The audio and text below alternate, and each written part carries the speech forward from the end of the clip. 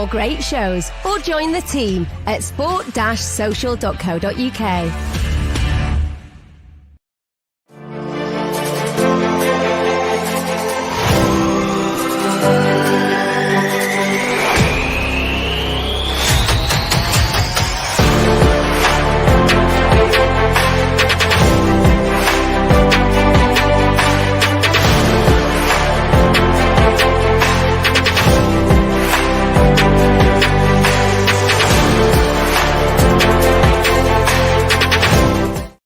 Hello, welcome back to 10 Days of Ten Hag. It is day 2 today, and we will be talking about David De Gea, the topic, Rob, that seems to be on everyone's lips. Some people are in one camp where he's the worst goalkeeper in the world. Some people in the other camp where he can do no wrong.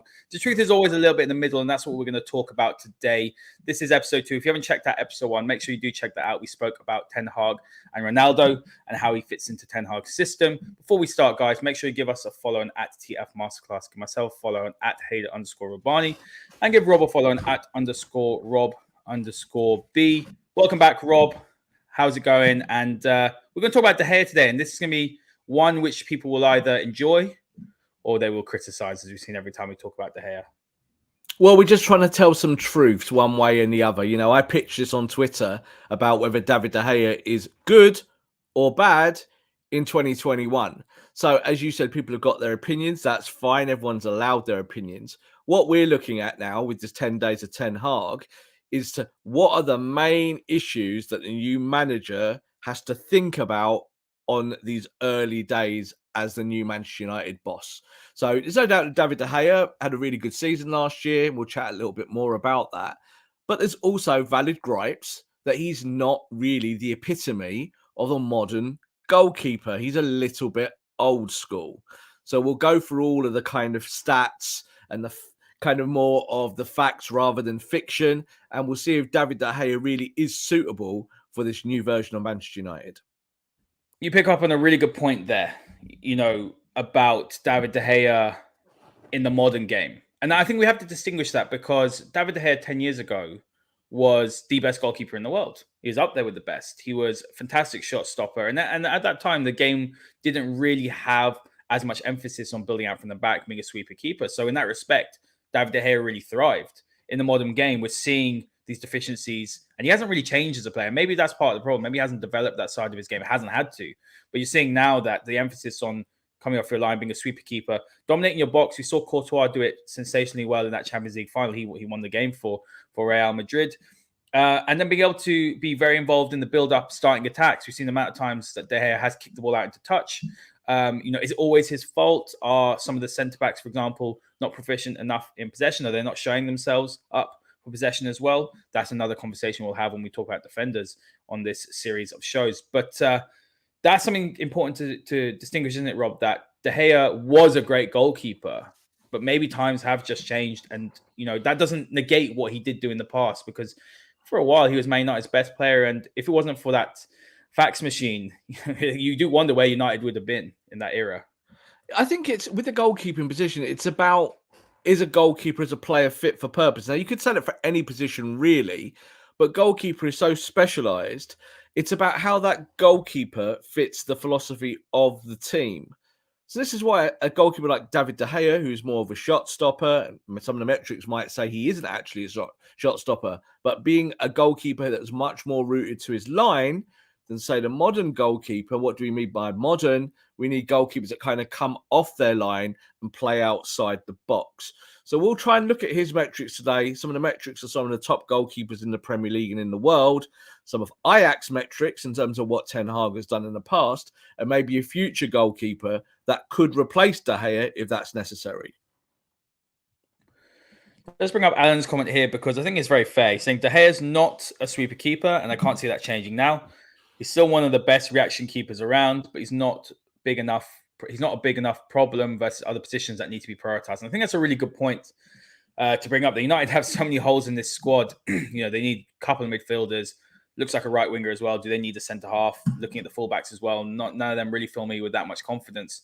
So, do you think goalkeeper has actually been pushed back? And we will talk about Dean Henderson. He's likely to go to Forest on loan, and then there's an option to buy. doesn't look like a goalkeeper will be a change this season. So De Gea will have another season to prove himself. Well, Alan's comment is the whole show in one little nutshell. Because yes, we know De Gea has weaknesses. Is he the most weak part of the team? No. He was one of 2 players of the year, obviously, last season, which again is a kind of, I think, a silly way of looking at anything. No one was really a player of the year, not in truthful terms. But David De Gea did save Manchester United a fair bit last year.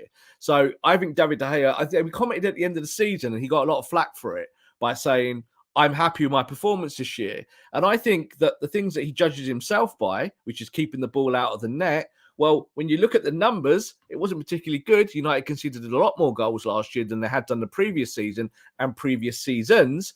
But there's no doubt there were some games that without De Gea, you probably would have conceded twice as many. So this is the problem that Ten Hag has, because he needs to play a modern system. He needs a modern goalkeeper to do that, but he needs 7 players before he thinks about a goalkeeper. And this is kind of where Ten Hag sits today. But we'll try and break it down a little bit. And we'll look at the value and see whether De Gea can be the goalkeeper at the start of this season and whether he can change, because there's always that option with a new manager. Could David De Gea be a sweeper keeper? I think the honest answer to that is no. But could he do more with the ball at his feet? I think the answer is yes. It depends how you set your defence up and how your goalkeeper can be that first port of call when the ball is on the deck and what you ask that goalkeeper to do. Yeah, absolutely. Guys, keep your comments coming as well. Make sure you hit the like button, hit the subscribe button too. So, Rob, let's bring up this graphic here from FBref, and this is regarding some key statistics. So, as we know, David De Gea is a very good shot stopper. That's one of his strengths. Although you can look at the statistics here. I mean, he's slap bang in the middle, 50th percentile in Europe compared to other goalkeepers. So, you know, it wasn't exactly one of the best in Europe in terms of shot stopping, but United conceded a lot of goals. The most goals they've ever conceded. So that could lend to that statistic as well. I don't really want to focus on the shot stopping. I want to focus on a few key ones here. So let's start with touches. Now, this is worrying. You know, he's in the worst category, the first percentile in Europe with touches, the number of touches he has. And that does lend to the theory that he isn't very good with the ball at his feet. I mean, could it be a question, Rob, that, United did try that under Oli. It didn't go so well. We saw it under Rangnick. There was probably less emphasis on building from the back under Ralph Rangnick. Obviously, Rangnick ball didn't really work here at Man United. The players didn't adopt it. But that is worrying when you look at it, that in the bottom percentile in Europe for touches, when Ten Hag has such an emphasis on the goalkeeper being involved in the build-up with the centre-backs. You know, one of the full-back drops in. They look to dominate and establish domination in possession early. And, they're looking to get through the front press of the opposition. And that's what Ten Hag is synonymous for with his centre-backs and with his goalkeeper. Well, these stats are the past and leading into the present, looking towards the future. I'm not going to use the word worrying. Why is that? Because Manchester United's team has certainly not been set up or fixed in a way where the goalkeeper has to have lots of touches. You know, that's just not been the way that Manchester United have set their defence up. So we expect to see David De Gea in a lower percentile when it comes to things like touches. And I think that that's really indicative of how United have played in their defence. That when you look at how United play out from the back, it always looks such a mess, doesn't it? Because it's not a focus. I'll tell you this little kind of little story on top of this. I remember in the early days of Ralph, when Ralph came to the club and the Crystal Palace match and the ones after that, I watched David De Gea quite closely, and David De Gea's starting point, rather than being on the edge of his 6-yard box, was starting matches on the edge of his own box and even further out, a little bit like Alisson, a little bit like Ederson, that style. So he was clearly told, I need you to compress so my centre-backs can play higher, and then we can play a counter press and we can go quick. So De Gea started doing that under Ralph. And as time went on, like all the rest of the team, slowly but surely went backwards to where they were 6 months before, because it's like, I'm not doing this. So it's difficult to look at stats and say to De Gea, De Gea doesn't touch his. But if you're not actually got a team that does it, what's the goalkeeper supposed to do? He's actually being told probably over time, no, actually just stay in your line. That's all you're good at. I'm worried about your feet. So, but I'm not worried about it going forward, because I think that when we look at Ajax's track record, and we'll do that in a second, we can actually see that the goalkeeper has different strengths sometimes. And I think with De Gea, like we've said at the start of the show, he's probably not Ten Hag's biggest problem on day one. The funny one that I'm looking at here, Rob, to be honest, on the screen is penalty saves from penalty kicks. Exactly. 95th percentile, which is hilarious because De Gea didn't save anything, but he saved a couple last season, didn't he? So he actually did. He was better. He was better from the spot last year than he's ever been his whole life. Ever been. Yeah? So this is the thing, and that reflects that. But it also goes to show, again, with metrics, that metrics are good to kind of support a point, but they're not actually always great to just prove or disprove.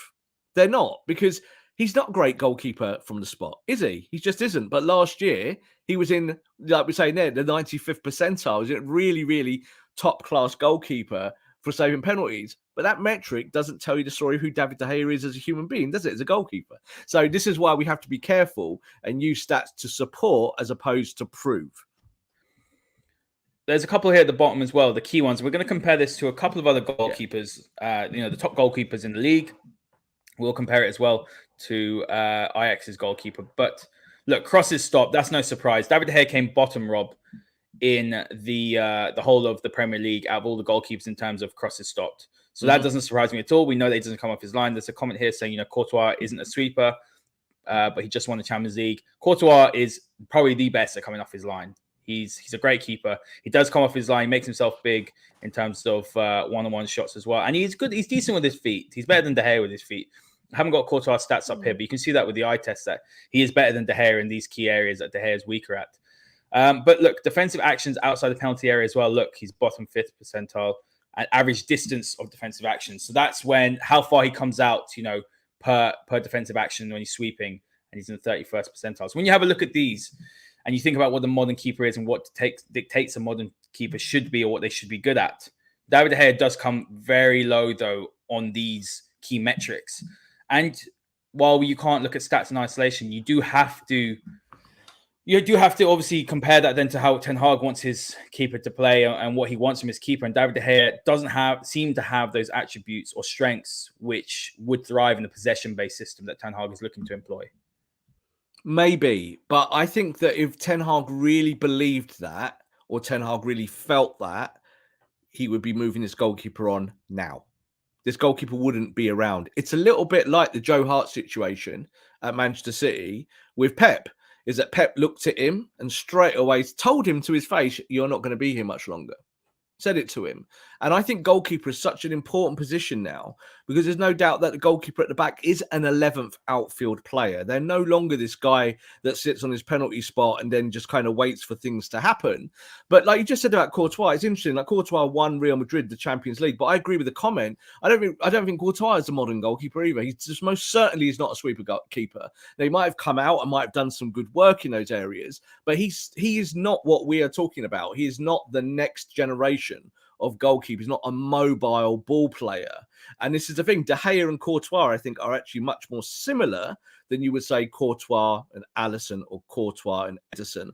Courtois, even goalkeepers now in the league like Sarr, you can even say Ramsdale at Arsenal, you can talk about Robert Sanchez, who we will talk about later on. So it's about kind of what does a manager really feel he needs from day one from his goalkeeper. Ball playing is part of that. Keeping the ball out the net still is the number one priority.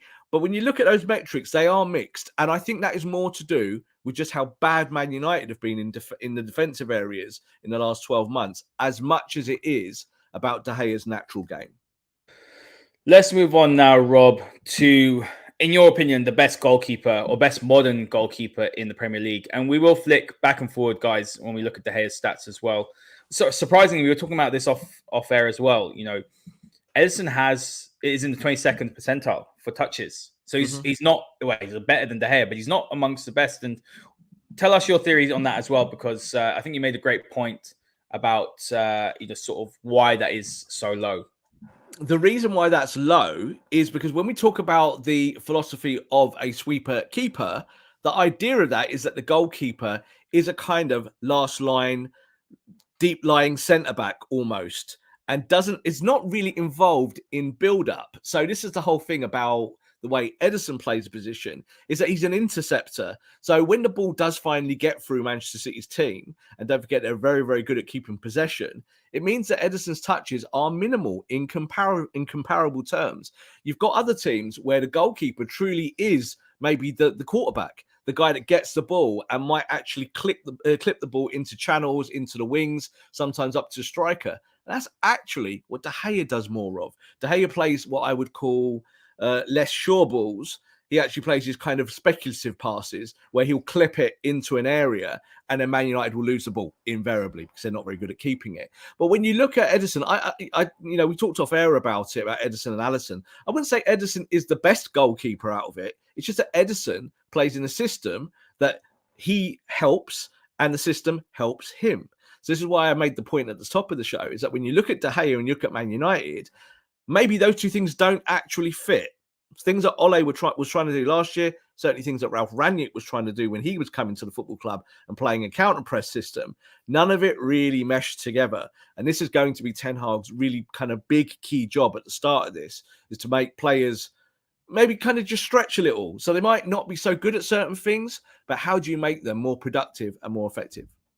And that's where a clear plan, strategy, principles come in place. I think Ollie was a little bit muddled up, especially in that going into that third year, what he actually wanted the team to do. He wanted the team to play out the back, but you looked at the personnel in the team and they just weren't good at it. They weren't comfortable, or they weren't, let's say their awareness wasn't good enough. And I think the spacing was a problem. I think someone mentioned it here. Cohen mentioned it. He said here, the shape and the spacing has been an issue for us. A goalkeeper goes a long way to helping shrink that space down, allows for easier recovery. I think there has been issues between the centre backs and the goalkeeper. But again, I think ironically, sorry to jump in. Ironically, in that last full season for Solskjaer, United got quite good at it. They got quite good at going from goalkeeper to fullback to midfielder and out.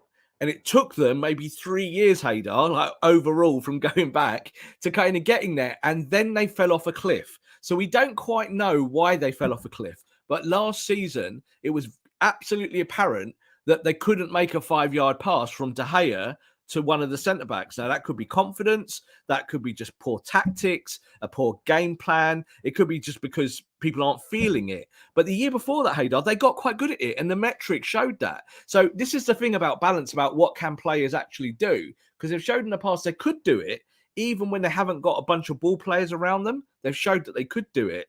And they got quite good at it to the point where they became second in the league, Haider, and didn't concede many goals. I think they were like fifth most goals in over the campaign. So they can do it.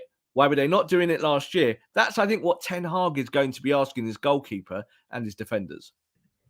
Question here from Mimic asking, can you define what touches mean? So that's how many times the goalkeeper touches the ball. So the ball could come to him. Let's say Maguire passes it to De Gea. He touches it, maybe dribbles with it and passes it. The pass counts as a touch as well. So look, De Gea is very low and Alisson is as well. But let's actually look at the bottom ones, because I think this is where Alisson's, Ederson sets himself apart from 99% of goalkeepers in world football right now. And that's the average distance he comes off, those defensive actions off his line. And he is so good at that. He is just phenomenal at reading danger, coming off his line and saving Manchester City. And the centre-backs know that they've got a goalkeeper behind them that can do that. And that helps a lot with confidence, helps with playing the high line.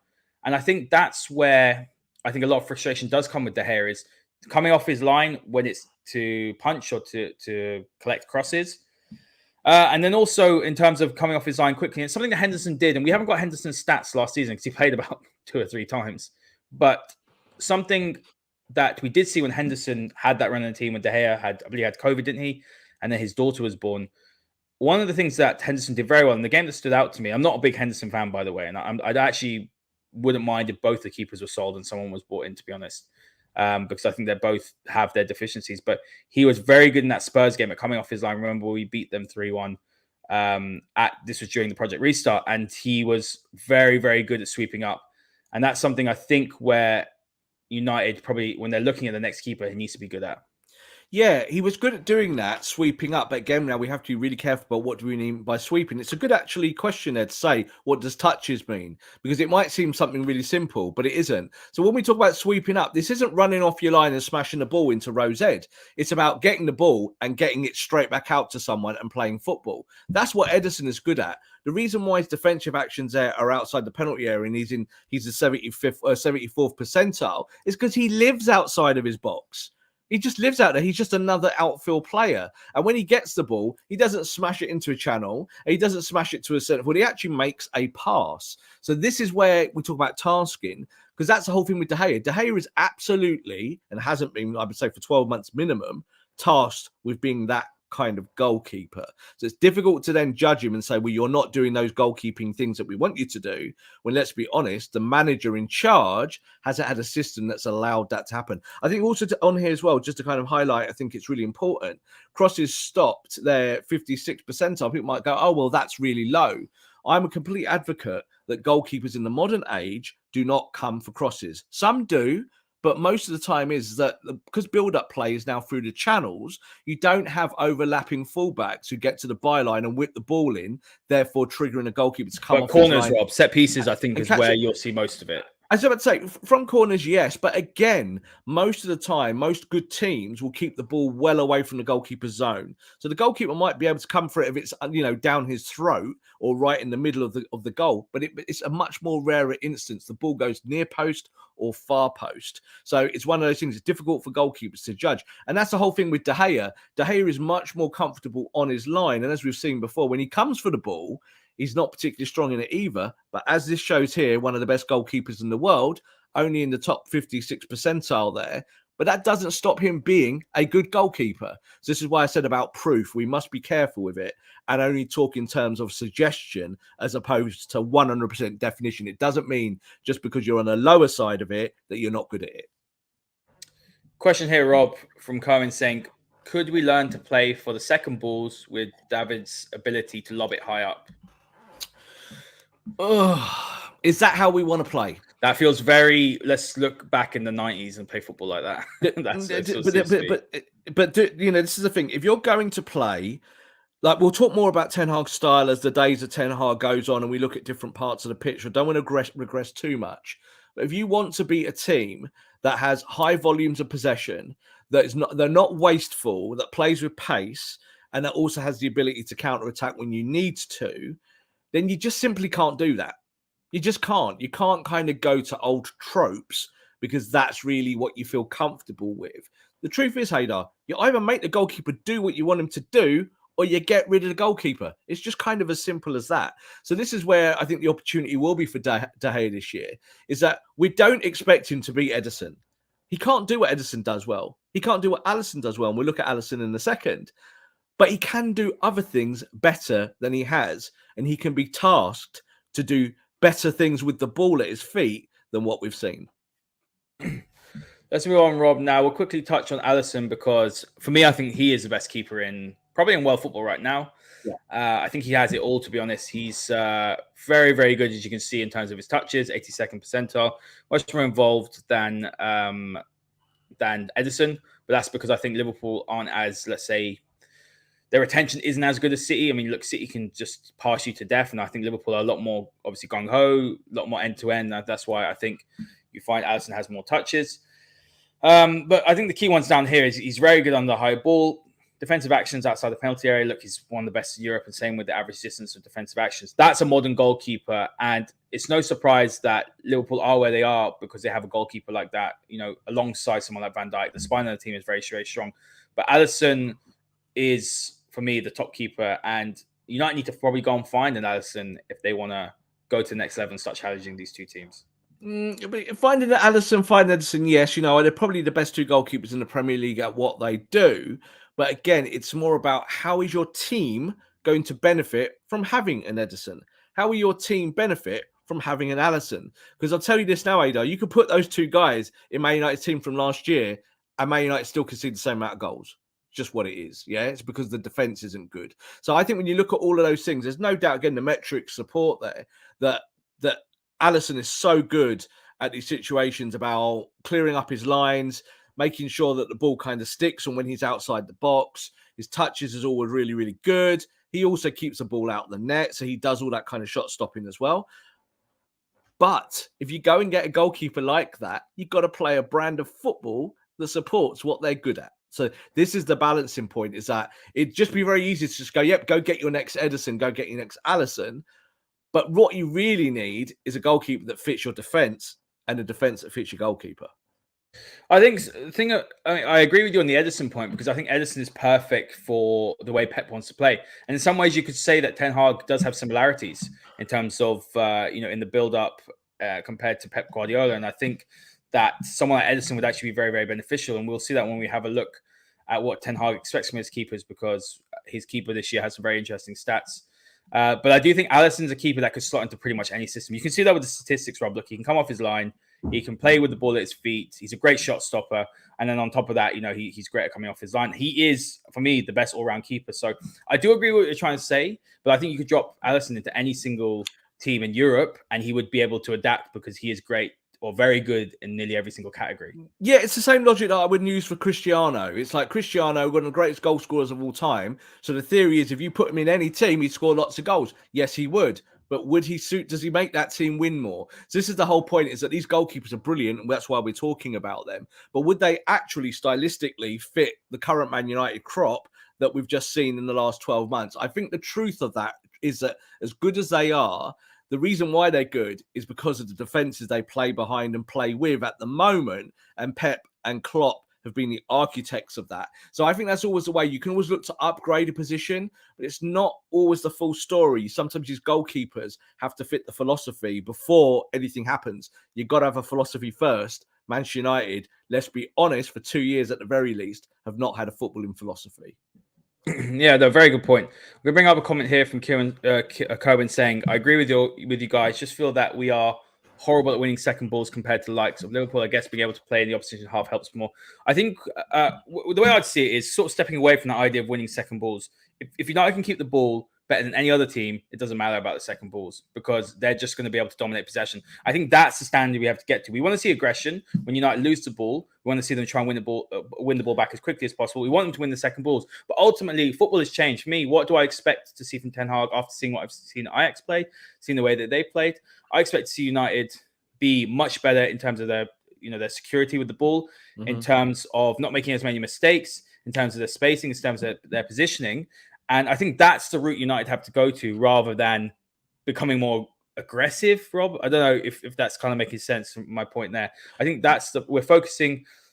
We should be getting better with the ball at our feet, rather than, in my opinion, winning it back. What you should be doing is just doing the basics really well. So if you do the basics really well, like don't give the ball away, you don't need to win back second balls. So I think the thing is, it depends what style of football you play. And United a year or two ago were actually statistically pretty good at winning second balls. Like you looked at Maguire and you looked at Lindelof. They were actually okay in those metrics. But if you want to be progressive, Haider, you've got to do the basics well. Possession, passing, shape. You got to kind of trigger certain things to happen on a football pitch and do it quickly. One of the things that you and me have spoken about a lot on our shows is how bad Man United are when that ball goes, say, to the fullback, let's say Aaron Wan-Bissaka. What happens then next? Does the ball go up the line? Does it go back to De Gea? Does it come inside? And Manchester United quite often haven't got a clue what they're doing in that position. The ball will come inside to Fred. Fred will lose the ball, and you're in trouble. And then we're looking at De Gea and saying, well, what's De Gea's positioning? Why is De Gea not coming out for that? It's because De Gea is thinking, I need to stay on my line because this lot are going to mess it up. So all of those things do count. And I think it is a case for Ten Hag, is that it really needs to go back to basics. You've got your defenders. Aggression is part of it, but technique, I think, is 100% more important. And aggression is kind of afterwards. You do want your players to be motivated. But I think they get better and more motivated and more aggressive, Haider, once they know what they're doing with the ball. I agree with that. Let's move on, Rob, now to Pasveer. I'm not sure if I'm saying his name correctly. Now, he was actually the starting goalkeeper for Ajax last season. He played about 2,800 minutes. Onana, who's been Ajax's starting keeper for years and years since he joined in 2015, didn't get many minutes, is on his way most likely to Inter Milan on a free transfer. So that's why, we saw Pasveer play a lot of games. And the interesting one, two statistics I want to point out is the touches, which is no surprise at all. We know David De Gea was in the bottom percentile, and so Pasveer was on the 87th. and then the average distance of defensive actions, 91st percentile. So didn't come off his line very much and didn't really, make that many actions outside the penalty area.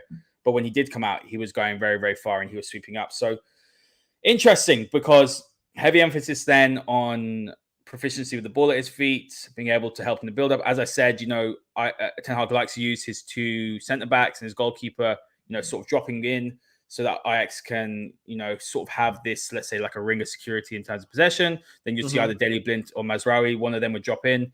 And that helped them, to sort of have 3 against 2s and things like that.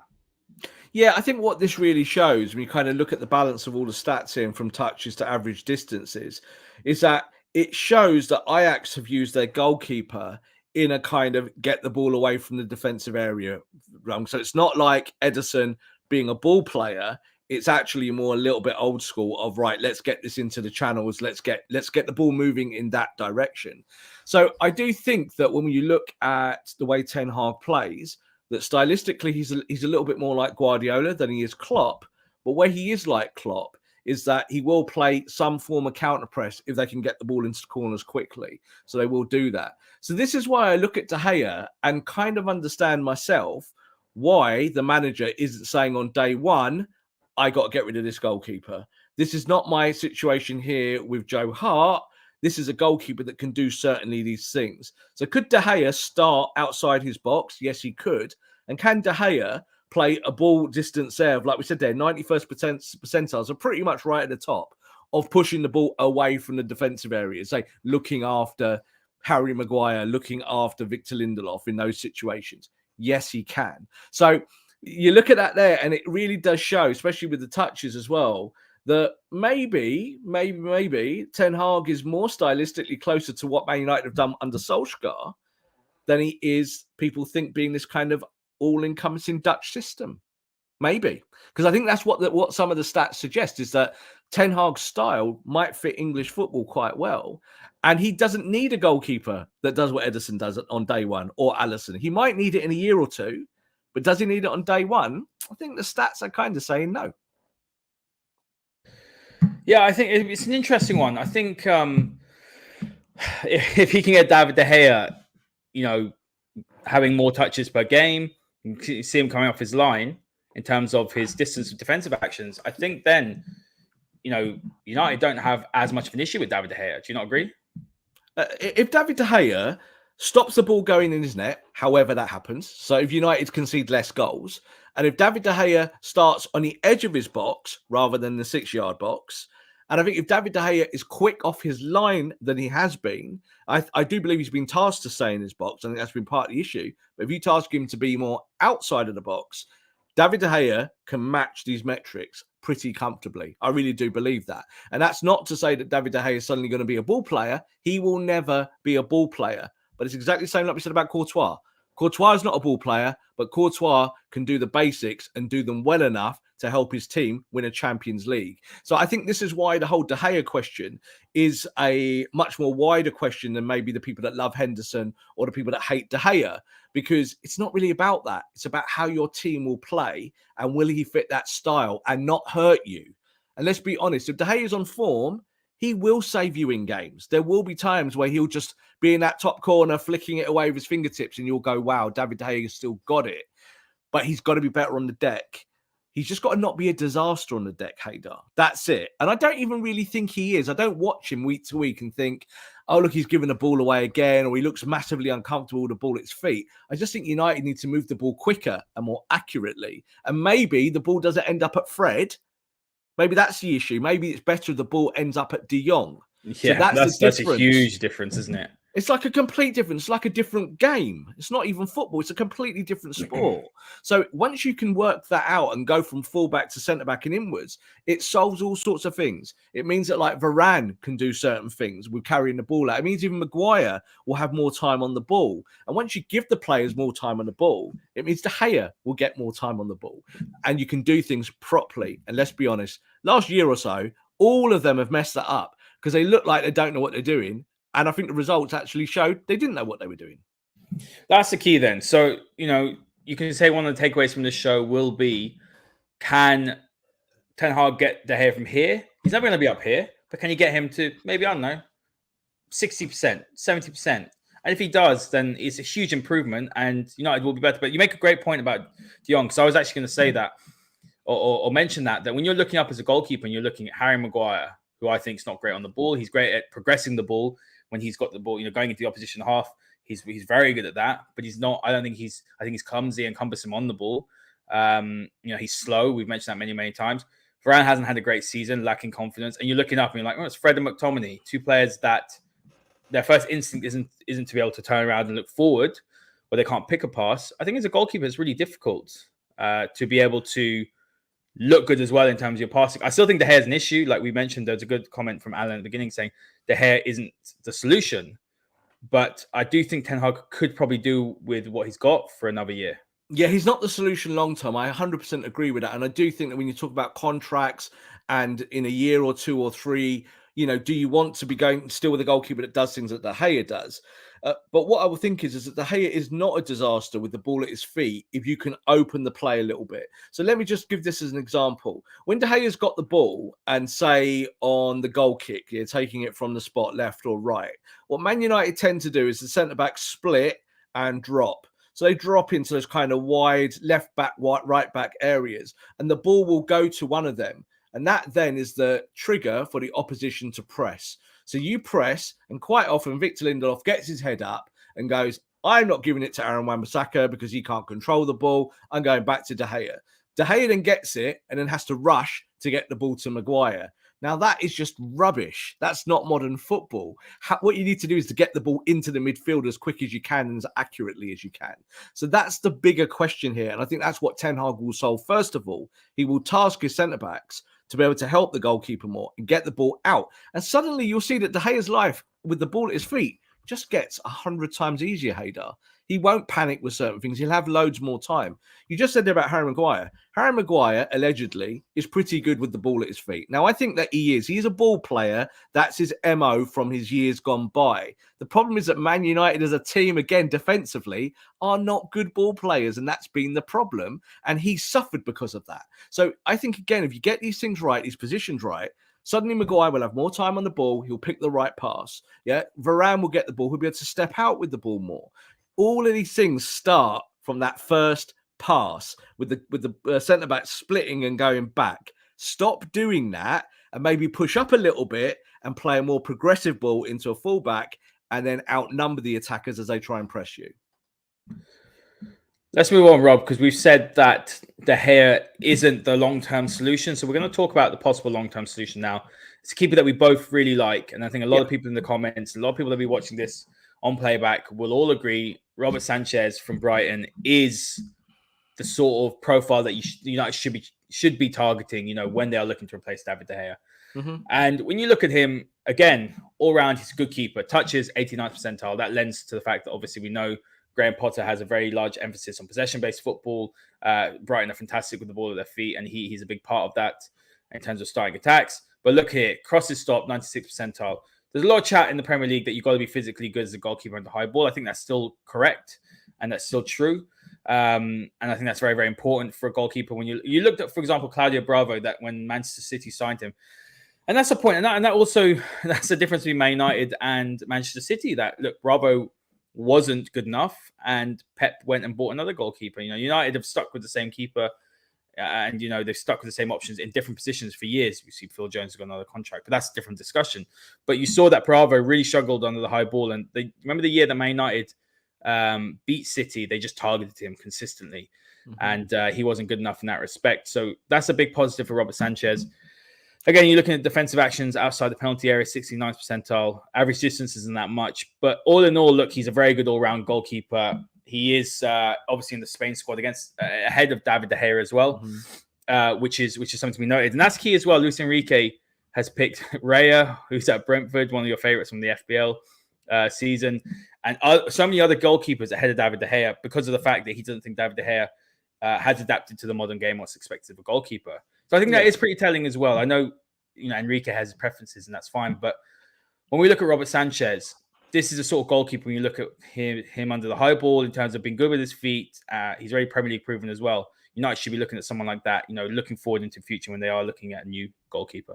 Definitely, and I think it's good to assess what Enrique said about De Gea recently and about his goalkeepers, about the first action. That's what he talked about a lot. The goalkeeper gives me my first action. So he's talking about that pass from goalkeeper to player. But I think the issue for Man United, and this is, I think, you believe this, Haider, and you know it's 100% true, is that when that ball is at the goalkeeper's feet, how much movement is there in front of him? Well, I'm telling you this, about 1,000 times less movement than Spain give.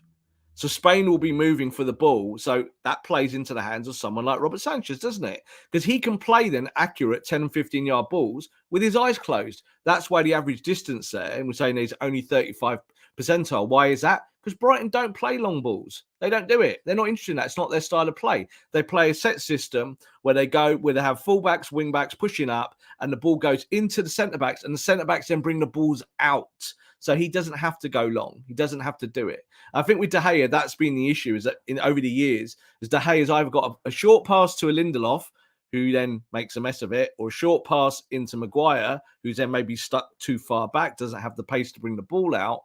But then there's that issue of, do I go long? And I think you see that with De Gea a lot. He clips that ball into the wing areas. Man United haven't got any height in those areas. It doesn't, you're not going to head the ball back into play, are you? You've got small, diminutive players there. It's not Jadon Sancho's not going to really benefit from that, is he? So I think this is the thing when we look at a player like Robert Sanchez, he's a big goalkeeper that plays small. And what do I mean by that? I mean, he's 6'5", but he plays like he's 5'10". And that's important. Someone who's quite aware of what you need to be at the back of behind his defenders. But at the same time, he's not a shrinking violet. He's not a kind of small guy. He's not kind of a diminutive figure. He will go and do some of those things that you expect big goalkeepers to do. And that's where the balance comes, Haider. And that's why I don't think Man United need to today go and find themselves the next 5'8" sweeper keeper who's going to be the best on the deck ever. Because Man United as a team are not the best on the deck yet. You need to be able to train those other positions first. I think De Gea suits that. But yeah, in the future, this guy, Robert Sanchez, what a goalkeeper, really, really great goalkeeper, can do everything so well. He can do the crosses, he can do the physicality, but he really is a smart cookie with the ball on the deck. Rob, let's go to the last word. Guys, thank you for all your comments as well. As always, hit the like button, hit the subscribe button. Let's go to the last word on David De Gea. You mentioned actually something just now. You're saying that, Ten Hag has to get all the other pieces right in the system. United aren't the best at playing with the ball at their feet, playing with the ball on the deck. They aren't the best at keeping possession. They aren't the best in terms of their technical security. But then there's the other argument that I often think is when you have a look at how important the goalkeeper is to the build-up, with the two centre-backs dropping, one of the full-backs doing the same as well, and making sure that they, are very, very good in terms of their spacing and being able to build up from the back. That's where I think actually the goalkeeper is so key, because we know that they're the ones that start off the attack. And if, let's say, for example, David De Gea, and we don't know this yet, but look, history suggests that he's not going to be the best at it. The concern is you go into season, and if De Gea becomes an issue or is an issue in terms of starting those attacks, that completely stunts Ten Hag's whole system, because that's where the attacks are going to start. Do you understand what I'm trying to say? So yeah, I think there is a concern that United could be going into season. Let's say Henderson does go. I don't think he's particularly brilliant in that respect as well. But you have an option, and I think he's okay at doing that. So that is a concern that Ten Hag's whole season or his whole way of playing could be stunted by the fact that the goalkeeper just can't do that side of the game. I think the phrase starting the attack is actually a cliche. No goalkeeper starts an attack. Ederson doesn't start attack. Alisson's do not start attacks. What they do is they sweep up. They're smart with the ball at their feet. And every now and then, Ederson especially will get an assist, won't he? He'll get the ball and he'll play a completely mad ball into Gabriel Jesus running the last man, and Jesus will bury it or something like that. But that happens like once or twice a season. It's not a regular thing. So no goalkeeper starts the attack, and David De Gea will never, ever be expected to start an attack. What you need to do, Haider, is simplify what goes on in that defence. Quick one-touch passing and being confident enough to go from goalkeeper to defender to midfielder, like we said there, to De Jong, and then tell De Jong to turn on the ball and get the ball moving away from the defensive area. So, as I said, I don't think we have any issue that David De Gea can play that 5 or 10 yard ball. I don't watch him at Old Trafford and constantly think you've got no foot there. You can't actually put your foot through the ball. He's actually quite neat and tidy when everyone else around him is neat and tidy. So that's what we need in the first instance. David De Gea needs to get the ball and not play it to the right back position and then want the ball back, because all you're going to do is get players coming onto you really quickly, aren't you? They're just going to press on you quickly. And I don't think that Ten Hag will set it up like that. I think Ten Hag will want to see one-touch passing to get the ball out into midfield. And then you're already in the next phase. You're away from the defensive phase. And David De Gea will have time to breathe, reset, to know what you're supposed to do, and then maybe do a bit of sweeping up behind. But no, let's not go there. I don't think De Gea will suddenly become a goalkeeper where we go, oh, look, he was actually brilliant with his feet all along. No, he's still going to be maybe in the worst half of goalkeepers in the Premier League in terms of technique. But can he get better with the ball at his feet if others are? 100%. That defensive line needs to help him. Can you imagine if he's got Pau Torres in front of him? If you've got Pau Torres and he can play that to a left footer and a left footer. Lisandro Martinez as well, great player with the ball at his feet. So Martinez, players who are technically proficient and are not scared of moving the ball out. Look at Chelsea. Chelsea have done that really well. Chelsea have gone, right, our goalkeeper's okay at these things, but he's not the best. He's not a sweeper keeper. He's a bit more traditional in some of the things that he does. A big guy, shot stopper. He will come for crosses. However, the ball's going to be simple from him to the first player, and then we're going to go and give the ball to Kante or someone like that and get the ball moving in areas like that. Man United traditionally have been garbage at that for years, even going back to Mourinho when it was supposedly good at that. We played a lower block when you had more players in that area. If you give the ball to McFred in those areas every week, Haider, you're probably going to lose the ball. So you need to fix that in midfield, and we will definitely talk about that in future 10 days of Ten Hag. And that's a wrap, guys. Look, thank you so much for joining us today. We hope you enjoyed that. Make sure you do check out the Ronaldo episode we did as well, because I think that was very, very interesting to see how Ten Hag can get around, one, the lack of quality in terms of chances that Ronaldo got, but also how does he work around Ronaldo in the off-the-ball work, which is so pivotal to Ten Hag's system. As always, hit the like button and hit the subscribe button. Rob, what's next on day 3 of 10 days of Ten Hag? We'll keep it as a surprise. Watch out for Twitter. Follow us on our socials, and we will tell you what it is. Apologies, obviously, last week, while there was a bit of a gap. I got COVID and ended up in bed. So that completely did everything that we wanted to do in terms of our recording. So we're going to kind of spread these 10 days out for you a little bit more, so we can give you some more focused content. But we really do want to look at maybe points that Man United fans always have a beef with. So like we've addressed De Gea there. And I think most will say, like, in the last, say, 6, 8, 12 weeks, there's been so much noise about how De Gea is just awful. Well, is he really awful? Or can he be kept for now? And I think that we're not sitting on the fence, but we're giving you something that's more like suggestions about how you can use him, as opposed to just saying one way or the other, is he rubbish or is he good? Quite often in football, the answer is somewhere down the middle. Question here saying, can we have an Anthony and De Jong report? Yes, you can. And when that happens, myself and Rob will do one together on that. And we'll do an in-depth tackling. I will just give you that for now. They are. I think Manchester United will sign those two players. That's why we put them in the first 10 days with Ronaldo, because they are pivotal to the way that this new manager wants to play, and also unlocking the door for Ronaldo, but also unlocking the door for someone like De Gea. So if the ball is coming out from the back and you've got better players in front of you, Haider, it suddenly just becomes a different game, doesn't it? Yeah. I think Manchester United will sign Anthony, and I think they'll sign De Jong. I think Anthony will actually come first. Everyone's saying De Jong will be first. Yeah, but I do think that those two players have become priorities for United, and they're also the ones where the deals are much more concrete as in terms of executing them. So again, just keep your eye on this. And when we talk about our midfield, which we will do a show on that very soon, those two players will definitely feature. Absolutely. I think Anthony's going to be a really interesting one, exciting one, because of the sort of profile that he is. And I think what he can actually offer Man United. He offers something on that right-hand side, being a left footer, that I don't think anyone else in the squad, maybe Ahmad, but Ahmad's not ready, could offer. So I think he's really exciting to watch. Guys, as always, give us a follow on @TF Masterclass. Make sure you do that, because you will miss when we're going live. Obviously, we've had them spread out, so make sure you do give us a follow on the socials and hit that subscribe button as well. Give me a follow at Haider_Rubbani and give Rob a follow at _Rob_B. Rob, you have your own podcast as well that the listeners should definitely be listening to. It's a little bit different to this, but it's a little bit more current in terms of the news that's going on. So, why don't you plug that now as well?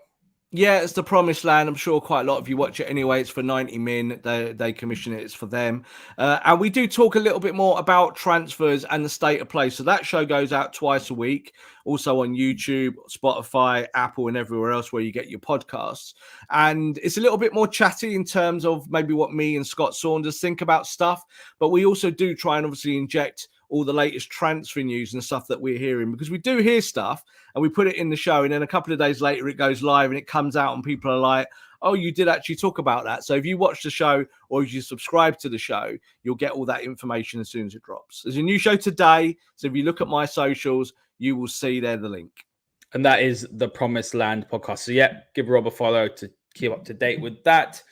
Have a great time, guys, and we'll see you all next time. This podcast is part of the Sports Social Podcast Network.